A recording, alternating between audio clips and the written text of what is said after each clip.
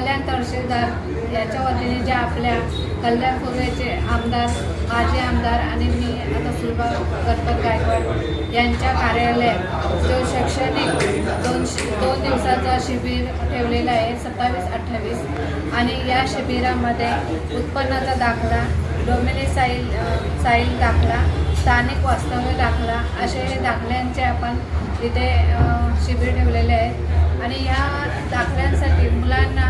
कल्याणला जावं लागतं तहसीलदारमध्ये आणि त्यांना कसरत करावी लागते म्हणून हे आपल्या जवळच्या जवळ त्यांना सुविधा उपलब्ध व्हाव्या म्हणून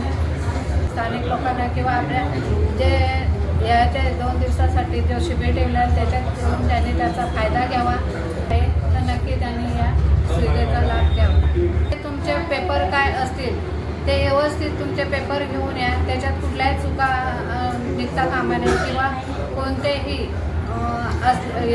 चुका निघाल्या तर ते रिटर्न केले जातात म्हणून तुम्ही व्यवस्थित पेपर घेऊन या आणि दरवर्षीप्रमाणे याच्या आधी गणपत आमदार गायकवाड हे शिबिर लावायचे आणि यावर्षीही मी हे शिबिर आयोजन केलेलं आहे। धन्यवाद।